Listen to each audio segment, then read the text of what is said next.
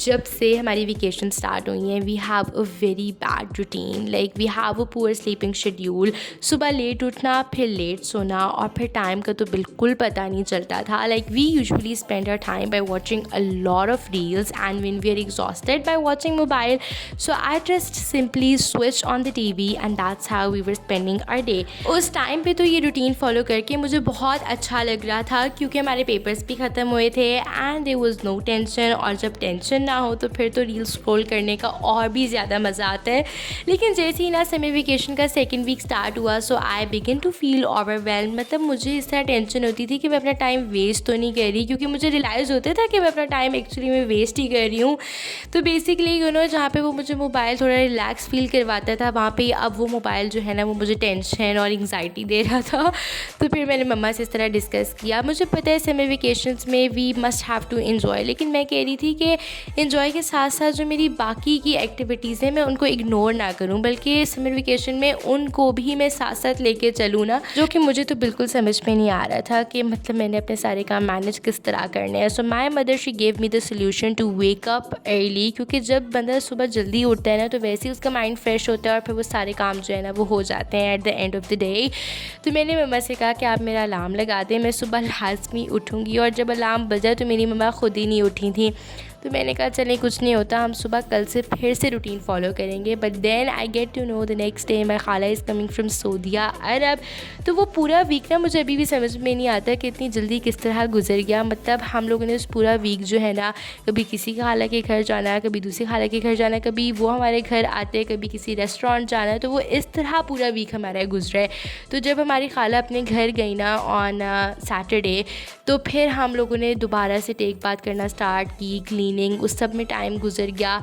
फिर हम संडे को प्रॉपर फ्रेश होए और संडे की रात को दोबारा से हम लोगों ने प्लानिंग की कि नहीं, अब मंडे को ना हम लोगों ने लाजमी जल्दी उठना है। और जो हम काफ़ी दिनों से इमेजिनेशन कर रहे हैं ना, वो बस अब हमने उठना ही उठना है। मंडे को मेरी मम्मा ने अलार्म लगाया and finally she woke up at 8:30। उन्होंने मुझे भी उठाया, हम दोनों ऊपर गए, ठीक है। हम लोगों ने वॉक की फॉर 1 आवर और फिर उसके बाद ना उस टाइम पे बड़ी भूख लग रही थी। So my mother she prepared a breakfast. दोनों ने साथ में ब्रेकफास्ट किया। मेरे पास कुछ भी नहीं था करने को, so I had started my study session. On the other hand my mother she was busy in the house chores. अच्छा, सुबह के टाइम तो वैसे ही मतलब बड़ी जल्दी से चीज़ें याद हो जाती हैं और मुझे ना वैसे भी शोर में चीज़ें याद ही नहीं होती। तो सुबह तो वैसे ही सब सोए होते हैं तो मैं आराम से याद कर लेती हूँ। और फिर हमारी जो है ना वो क्लीनर आंटी आ गई थी और इन्हें सारी सफाई की, लेकिन फिर भी मेरी मम्मा को ना सेटिस्फेक्शन नहीं होती। वो जैसे ही जाती है ना तो मेरी मम्मा दोबारा से ब्रूम उठा लेती हैं and then she started to clean the house again. और मेरी मम्मा ट्रस्ट मी लिटरली लाइक ऐसे दोबारा से डस्टिंग कर रही होती हैं। एक जब वो आंटी के आने से पहले वो डस्टिंग करती हैं और एक आंटी के जाने के बाद वो डस्टिंग करती हैं।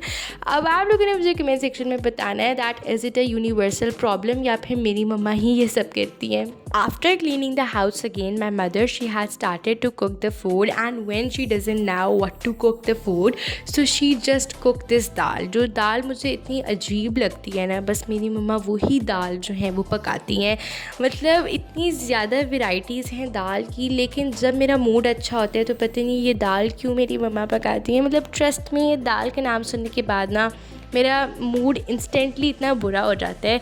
और फिर मैं मम्मा से कहती हूँ कि बस मैं तो डिनर नहीं करूँगी, लेकिन मेरी मम्मा कहती हैं अच्छा इस दफ़ा खा लो, इस दफ़ा खा लो, अगली दफ़ा नहीं लेके आऊँगी। तो मैं फिर भी मम्मा की मान जाती हूँ कि चलो नहीं मम्मा लेके आएंगी। लेकिन पता नहीं किस तरह कब ये जो दाल है ये दोबारा हमारे घर आई होती है। मतलब ये कभी ख़त्म ही नहीं होती है हमारे घर से। और मैं मम्मा के साथ ख़ुद इम्तियाज़ चाहती हूँ ग्रॉसरी करने के लिए, लेकिन मुझे ख़ुद भी अभी तक समझ में नहीं आया कि ये दाल मम्मा कब कहाँ कैसे ट्रॉली के अंदर रख देती हैं, जो मुझे खुद भी नहीं नज़र आती। Around 2 o'clock we felt little hungry, so there was nothing to make at house. I went outside and bought these vegetables from the shop and made the salad for myself and for my mother. And फिर बीच में कुछ नहीं खाया। 5 बजे मम्मा ने चाय बनाई और इस टाइम का रिया को बहुत वेट रहता है कि कब चाय आए और मैं रस के साथ इंजॉय करूँ। मतलब दिन की चाय पीने के बाद ना रिया बहुत फ्रेश फील करती है। और फिर 8 बजे बजे जो है वो हम लोगों ने अपना डिनर किया। डिनर में रोटी, सालन एंड कैरेट। मैंने तो रोटी जो है वो कैरेट के साथ ही ज़्यादा खाई थी क्योंकि सालन मुझसे खाया ही नहीं जा रहा था। और फिर मम्मा ने जो है वो रात के टाइम कहवा बनाया। वैसे हम इसको यूजुअली रूटीन में नहीं लेते, लेकिन आज मम्मा को थोड़ी मोटिवेशन आई हुई थी तो मम्मा ने कहवा बनाया था। So yes, this is me for today. Take care and bye.